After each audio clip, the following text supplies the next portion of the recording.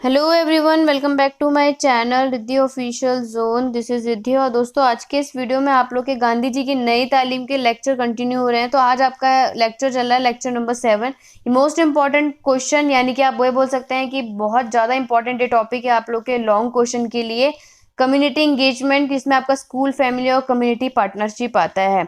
इसकी इंग्लिश और हिंदी दोनों मीडियम में आप लोग को वीडियो डिस्कस होगी। इसकी पीडीएफ के लिए आप लोग मुझे टेलीग्राम चैनल पे ज्वाइन कर लीजिएगा, रिद्धि ऑफिशियल जोन, और डिस्क्रिप्शन में इसका लिंक मिल जाएगा। और अदर सब्जेक्ट की जो भी मैराथन क्लासेस मैंने अपने चैनल पे अपलोड कर दिया दोस्तों, तो अभी तक आप लोगों ने नहीं देखी है तो जाके चेकआउट कर लीजिएगा। उन सब का लिंक मैं डिस्क्रिप्शन बॉक्स में दे दूंगी।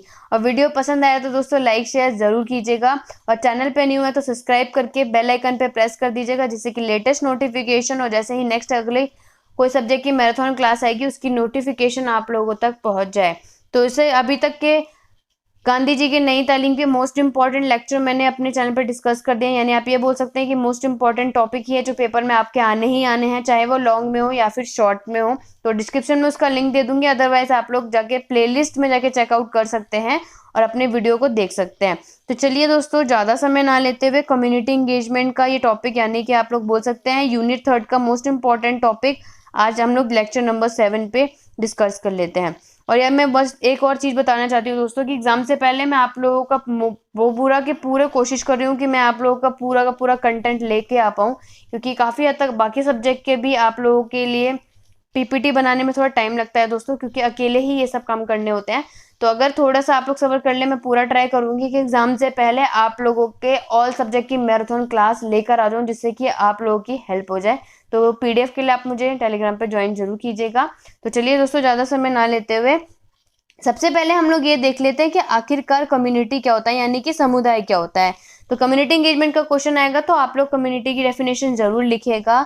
Community is defined as a group of people living in a specific area. यानी समुदाय क्या होता है, एक ग्रुप होता है जो कि आपके अलग अलग क्षेत्र में होता है। लाइक आपके चाहे विलेज में हो, टाउन में हो, या फिर आपको कोई भी नेबरहुड यानी कि पड़ोस में रहने वाला कोई भी इंसान हो। Are sharing the common interest like values, benefit and norms. अब इसमें आपको क्या बताया गया है कि जो आपके गांव में या फिर शहर में आपके कोई भी पड़ोस में रहने वाले लोग होते हैं, उनके समूह के रूप में उनको क्या किया जाता है, परिभाषित किया जाता है कि कैसे आप लोग किसी चीज़ के लाभ ले सकते हैं, या फिर उनके नॉर्म्स यानी कि मन दंडों जैसे सम्मानों का क्या कर सकते हैं, हितों को साझा कर रहे होते हैं। तो ये आपकी कम्युनिटी होती है, एक तरीके से आपका ग्रुप होता है, समुदाय होता है, जिसमें आप लोगों के विलेज के, आपके टाउन के और आपके आसपास के लोग भी इंक्लूड होते हैं हर चीज़ों के लिए। अगर आप लोग अनदर डेफिनेशन देखेंगे, अ group of people living together, यानी एक साथ रहने वाले जो लोगों का समूह होता है उसे क्या कहते हैं, हम लोग कम्युनिटी कहते हैं। दूसरा है अ group of individual with common interest, यानी समान हित वाले जितने भी व्यक्ति होते हैं उनका एक ग्रुप भी क्या कहलाता है, कम्युनिटी कहलाता है। अब हम लोग कम्युनिटी इंगेजमेंट की डेफिनेशन देख लेते हैं।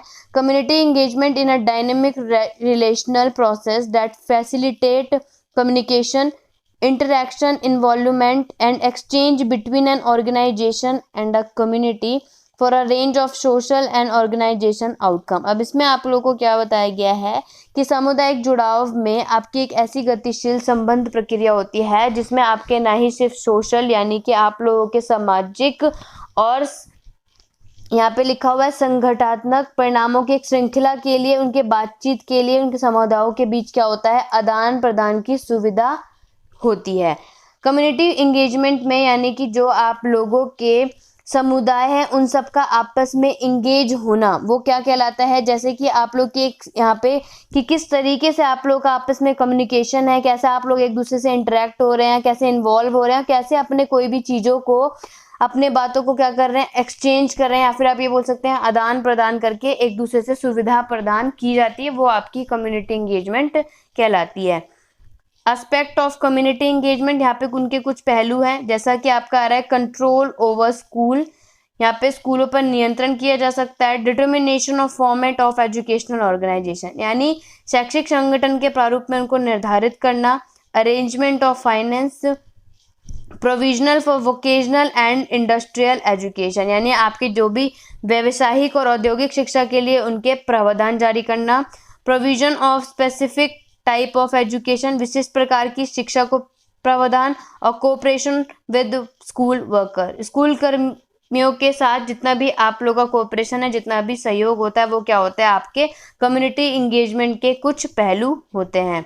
अब यहाँ पे कुछ कम्युनिटी एंगेजमेंट के आपके प्रिंसिपल दिए गए हैं। पहला क्या दे रखा है, गो टू कम्युनिटी, यानी कि आपको समुदाय में जाना है, उसके बाद इस्टेब्लिश करना है आप लोगों का उसका रिलेशनशिप। अगर आप लोग क्या करते हैं, किसी ग्रुप में जाते हैं, सबसे पहले आपको उस ग्रुप में जाने की ज़रूरत होती है। उसके बाद जो सेकेंड प्रोसेस होता है कि हमें उनके साथ अपने संबंध इस्टेब्लिश करने होते हैं, यानी स्थापित करने होते हैं। उसके बाद हमें वहाँ पे बिल्ड ट्रस्ट, यानी कि हमें वहाँ पे विश्वास को कायम करना होता है। And C commitment from community organisation, जैसे कि आप लोग किसी ग्रुप में जा रहे हैं, तो दोस्तों सबसे पहले अगर हम लोग कोई सा भी ग्रुप हो, लाइक आपके कोई सोसाइटी का ग्रुप हो, स्कूल में आप बच्चों का, स्टूडेंट का ऑफिस में ग्रुप हो, कॉलेज में हो, या फिर घर में, ऐसा कोई भी ग्रुप आप लोग आपस में बनाते हो, सबसे पहले उनका क्या होता है कि आप लोग क्या करेंगे, उनमें अपना रिलेशनशिप को स्टैब्लिश करके उसके बाद आप लोग ट्रस्ट यानी कि अपना विश्वास कायम करेंगे, और उसके बाद एक कमिटमेंट देंगे कि आखिरकार आप उस समुदाय को क्या कर रहे हैं, इंगेज करेंगे, और उनका and leader to move the engagement process forward. और क्या कर सकते हैं आप लोग, उन संगठन के नेताओं का प्रतिबद्धता मांगे, जैसे कि आप लीडर भी बोल सकते हैं कि आखिरकार एक ग्रुप में भी होता है कि जब आप एक ग्रुप में जाते हैं तो वहाँ पे कमिटमेंट की भी ज़रूरत होती है, चाहे आपका कोई सा भी ग्रुप हो। Become knowledgeable about the community और population you wish to engage. अब यहाँ पे क्या होता है कि जिस समुदाय में या फिर जो जनसंख्या है आपका संकलन करना चाहते हैं, उसके बारे में आप जानकारी बनने, यानी कि आपको क्या करना है, उसमें नॉलेजेबल होना चाहिए कि आप जिस ग्रुप में जा रहे हैं उसमें आपको क्या होनी चाहिए, सबसे ज़्यादा जानकारी होनी चाहिए, और आपको क्या करना है, उन जनसंख्या में सबसे ज़्यादा उस कम्युनिटी को उस चीज़ में क्या करना है, बिजी रखना है।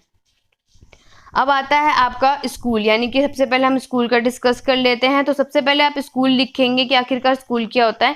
तो यहाँ पे बताया गया है कि स्कूल एक डिराइव वर्ड है, यानी कि आप लोग का एक ग्रीक वर्ड से आया है लेजर, जिसका मतलब क्या होता है आपका हिंदी में अवकाश। In the beginning the place where discussion और debate where held during the free time were called school. अब आपको यहाँ बोला गया है कि शुरुआत में क्या बोला था कि खाली समय के दौरान जिस स्थानों पर चर्चा या वाद विवाद आयोजित किए जाते थे उसे क्या बोलते थे हम लोग, स्कूल बोला जाता था। अब इसकी डेफिनेशन यहाँ पे क्या बताई गई है, द स्कूल में be regarded as a school invention और serve society for a specialized teaching of form. यहाँ पे स्कूल क्या है, एक आविष्कार के रूप में माना जाता है कि युवा जो होती है वो अपने विशेष शिक्षण के एक समाज की सेवा के लिए, यानी कि स्कूल क्या होता है, एक आविष्कार के रूप में इसलिए माना गया है कि जो भी स्टूडेंट्स होते हैं, जो भी आपके युवा होते हैं, यंग पीपल होते हैं, उनको टीचिंग के लिए, उनको सामाजिक सेवा के लिए क्या कर दिया जाता है, उनको इस्टेब्लिश किया जाता है।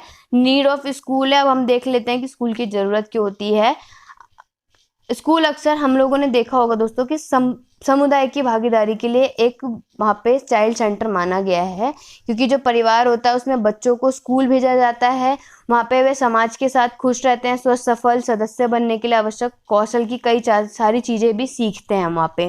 कि अगर एक बच्चे को स्कूल भेजा जाता है तो बच्चा क्या करता है, वहाँ पे पहले तो अपने उस इन्वायरमेंट बनाएगा, उसके बाद वो वहाँ पे हेल्दी भी रहेगा, सक्सेसफुल मेंबर भी बनेगा वहाँ का।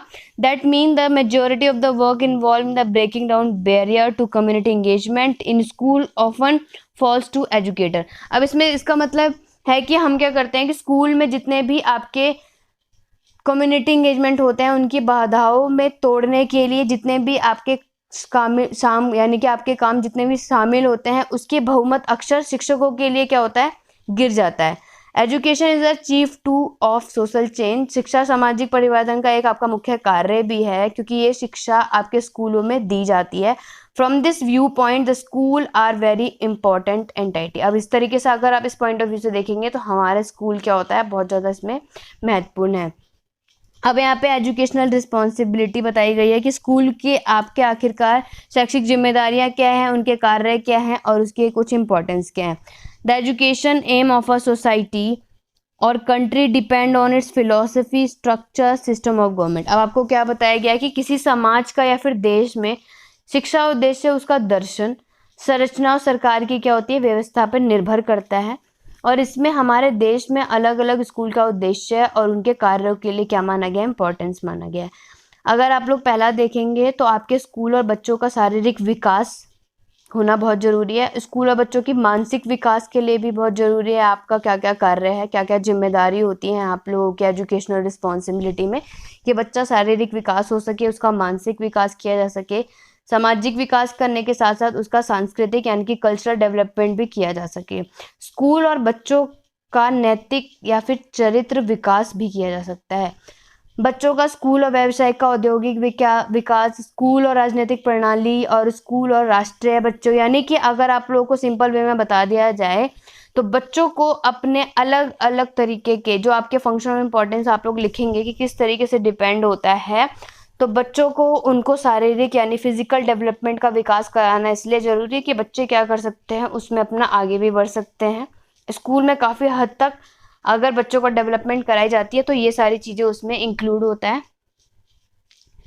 अब हम लोग रिलेशन देख लेते हैं कि स्कूल और सोसाइटी के बीच में रिलेशन क्या होता है। School, the word school is normally associated to building, student, curriculum and instruction, teacher and administration. अब इसमें क्या बोला गया है कि जो स्कूल शब्द है वो सामान्य रूप से आपकी इमारत, छात्र और पाठ्यक्रम की शिक्षा और शिक्षकों को प्रशासन से जुड़ा हुआ है।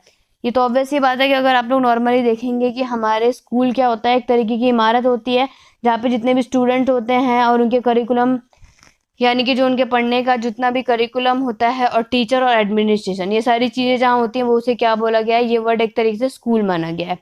और सोसाइटी आप इंडिकेट करेंगे तो a society is a group of people living according to a shared culture.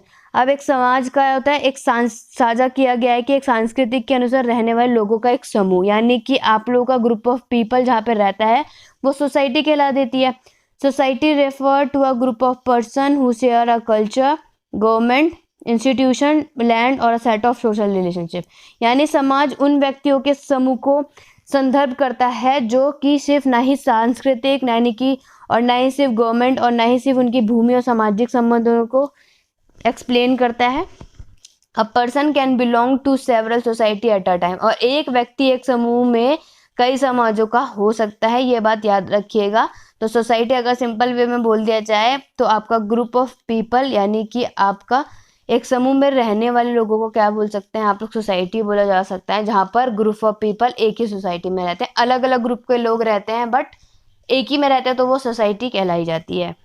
अब इनका रिलेशन जानते हैं। रिलेशन बिटवीन पूछेगा तो पहले आप स्कूल और सोसाइटी का आप लोग वो डेफिनेशन लिख सकते हैं, उसके बाद आप लोग रिलेशन बताएंगे। तो पहला है, school shape children perception of the world, the value, beliefs और norms of society are internalised within children so that they come to think and act like other member of the society. अब इसमें क्या बोला गया है कि school क्या होता है, एक ऐसी दुनिया होती है जहाँ पे बच्चों की धारणाओं, उनकी मूल्य और उनके विश्वासों और समाज के जितने भी मतदंड होते हैं बच्चों के अंदर, उसको अंदर ही अंदर क्या कर दिया जाता है, आंतरिक रूप से आकार देते हैं, ताकि वो समाज के साथ साथ बाकी सदस्यों को भी सोचने और कार्य करने के लिए इंक्लूड कर सकें।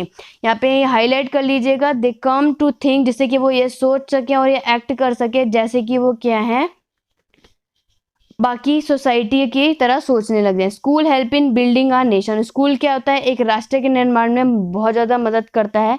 A good society is the product of a good school system, एक अच्छा समाज एक अच्छे स्कूल प्रणाली को उत्पादन करता है। A good school is the product of a good society, और एक अच्छा स्कूल एक अच्छे समाज का। याद रखिएगा दोस्तों, आप लोग इस वर्ड को हाईलाइट करके लिख सकते हैं कि एक अच्छी सोसाइटी आपके एक अच्छे स्कूल प्रणाली को डेवलप कर सकती है, और आपका एक अच्छा स्कूल आपके एक अच्छे समाज को डेवलप कर सकती है। So there must be intimate relation between the school and the society, इसलिए आपका स्कूल और सोसाइटी यानी स्कूल और समाज के बीच क्या होता है, एक अंतरंग संबंध होना जरूरी है। अब आपके यहाँ पे इफेक्ट दिए हुए हैं। इफेक्ट क्या है, school have a deep impact on the society, school क्या होता है, समाज पे सबसे बड़ा गहरा प्रभाव डालता है, ताकि जो आपके पेरेंट्स होते हैं यानी कि माता पिता जो होते हैं वो स्कूल की पसंद के निर्णय उन समूह से क्या करते हैं, प्रभावित होते हैं जिनसे वे संबंधित हैं। Argue that parent decision not only influence student, school और सोसाइटी में फ़र्क इसलिए होता है दोस्तों क्योंकि जो कि अगर आपके पेरेंट्स भी होते हैं वो आपके स्कूल यानी कि बच्चों में यानी सोसाइटी में काफ़ी हद तक डिसीजन भी होता है कि बच्चों को इस वाले स्कूल में डाल दिया जाए, इस वाले स्कूल में डाल दिया जाए, तो इससे क्या होता है कि उनके पसंद पे निर्णय से प्रभावित भी करता है। और कभी कभी ये आर्ग्यू करा जाता है कि माता पिता के फैसले से न केवल छात्र के शैक्षिक प्रदर्शन को प्रभावित करते हैं, लेकिन ये भी छात्रों के भविष्य को भी करता है कि जो भी आपके पेरेंट्स के डिसीजन होता है, ना कि सिर्फ आपके स्टूडेंट के परफॉर्मेंस पे कि आखिरकार वो क्या करेगा, बल्कि स्टूडेंट के फ्यूचर पे भी सबसे ज़्यादा प्रभाव करेगा कि जो उनके पेरेंट्स क्या करते हैं, कभी कभी फैसले उनके इस आर्ग्यूमेंट के चक्कर में कि आखिरकार बच्चों को किस मतलब ग्रुप में डालना चाहिए या फिर कौन से स्कूल में डालना चाहिए, काफ़ी हद तक इसमें बच्चों का नुकसान हो सकता है।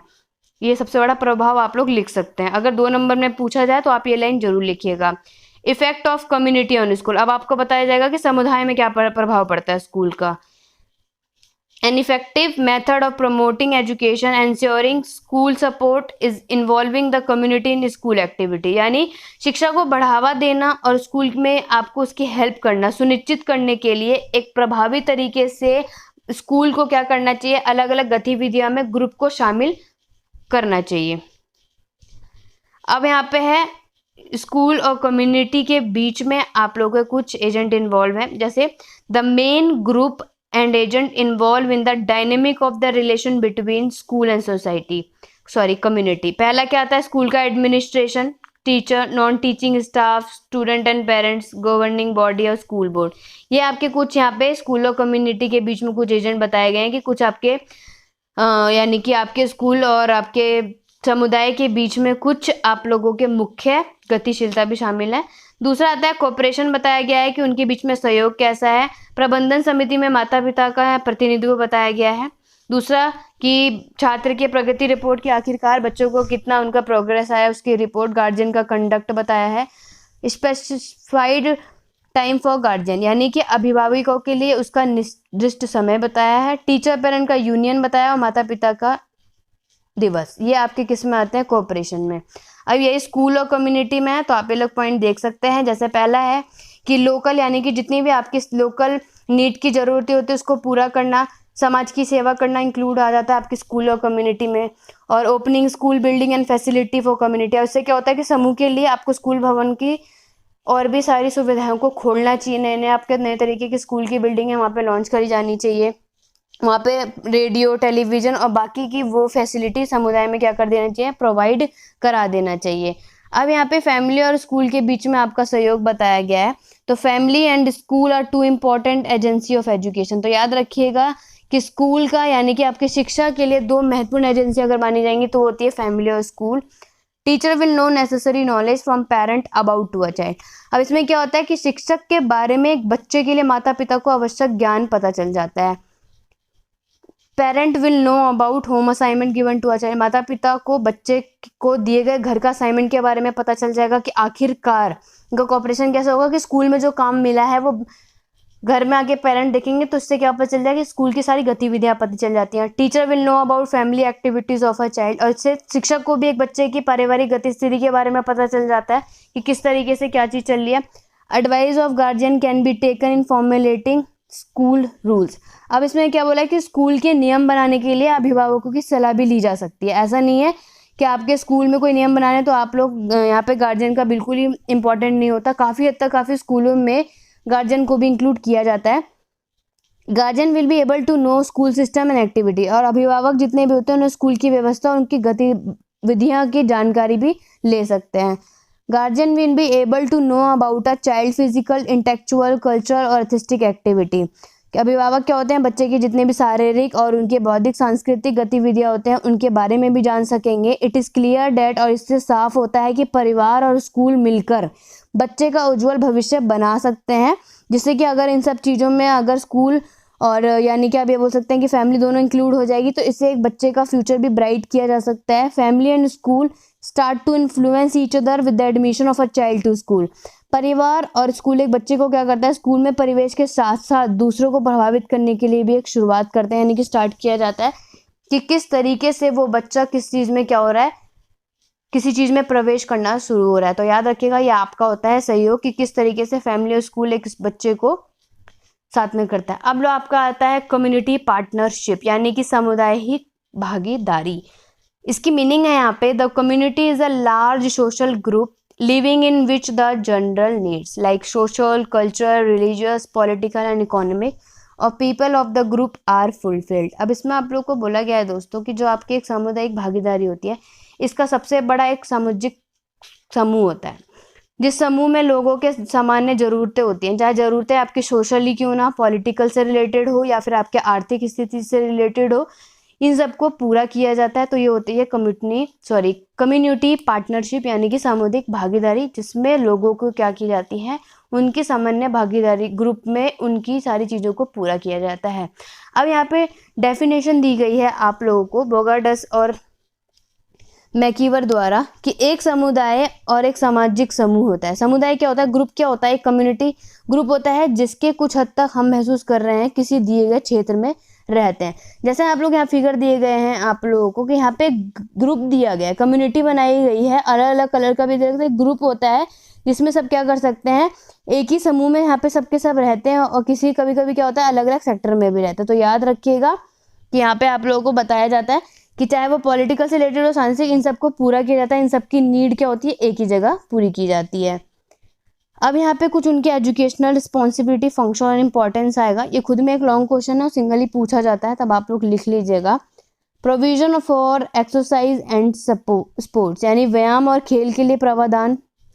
Provision of library and reading room, यानी कि पुस्तकालय के लिए और पढ़ने के लिए कमरे के लिए वहाँ पे व्यवस्था कराई जानी चाहिए। Organisation of fair, exhibition of other function. Provision of school and adult education centre, वहाँ पे बताया कि स्कूल के प्रौढ़ शिक्षा के केंद्र की व्यवस्था करी जानी चाहिए। और एजुकेशनल ऑब्जेक्टिव, राज्य द्वारा निश्चित जितने भी शैक्षिक उद्देश्य होते हैं उनकी प्राप्ति में सहयोग किया जाना चाहिए। अब यहाँ पे बताया गया है कि समुदाय में यानी कि किस उद्देश्य को साकार किया जा रहा है, उनके एम क्या है कि community and physical development of children, यानी कि बच्चों के समुदाय और उनके शारीरिक विकास को। दूसरा कम्युनिटी एंड मेंटल डेवलपमेंट, यानी बच्चे के समुदाय के साथ साथ उसके मानसिक विकास को भी क्या किया जा रहा है, उसका डेवलपमेंट का उद्देश्य है। उसके बाद उसके सोशल डेवलपमेंट है, यानी कि बच्चे के सामुदायिक और उसके सामाजिक को, कल्चरल भी आ जाएगा उसके बाद आएगा मोरल एंड कैरेक्टर डेवलपमेंट, यानी बच्चों के समुदाय के नैतिक और चरित्र विकास का डेवलपमेंट, यानी कि आप लोग ये बोल सकते हैं कि समुदाय में क्या किया जा रहा है, उसके मेन उद्देश्य है उसको साकार किया जा रहा है। तो आई होप आप लोगों को कम्युनिटी का दोस्तों अच्छे से समझ आ गया होगा कि किस तरीके से आप लोगों का स्कूल, फैमिली और कम्युनिटी पार्टनरशिप आएगा। तो आप ये लोग पॉइंट आउट लिख सकते हैं कि कैसे फैमिली और स्कूल और जो कम्युनिटी पार्टनरशिप होती है ये सब कैसे आप लोग किससे इंक्लूड होता है, कम्युनिटी में, समुदाय में इंक्लूड होता है। कभी कभी इसका सिंगल भी पूछ लिया जाता है। तो बाकी आप लोग अपने पॉइंट आउट से भी लिख सकते हैं कि अगर जो आप लोग को थॉट से लगता है कि किस तरीके से एक स्कूल को कम्युनिटी में इंक्लूड किया जाना चाहिए या फिर स्कूल और फैमिली कैसे आपस में कनेक्ट होती है, तो जो आपको थॉट्स लगेंगे आप लोग अपना भी इंक्लूड कर सकते हैं, कोई इशू नहीं है। बाकी आप लोग इसके नोट्स अच्छे से लिख सकते हैं और इसकी PDF टेलीग्राम चैनल पे आप लोग को मिल जाएगी। आई होप दोस्तों आप लोगों को वीडियो पसंद आई होगी। वीडियो पसंद आई है तो लाइक शेयर ज़रूर कीजिएगा और नेक्स्ट वीडियो पे जल्द से जल्द मिलती हूँ। और इसकी नेक्स्ट जितनी भी सीरीज़ होंगी मैं कोशिश करूँगी, क्योंकि अभी आप लोगों का काफ़ी हद तक मोस्ट इंपॉर्टेंट टॉपिक रह गए, मैं जल्द से जल्द उसको आपका कंप्लीट करने की ट्राई करूँगी। तो आज की वीडियो बस इतनी है दोस्तों, नेक्स्ट वीडियो पे जल्द से जल्द मिलती हूँ। Thank you for watching.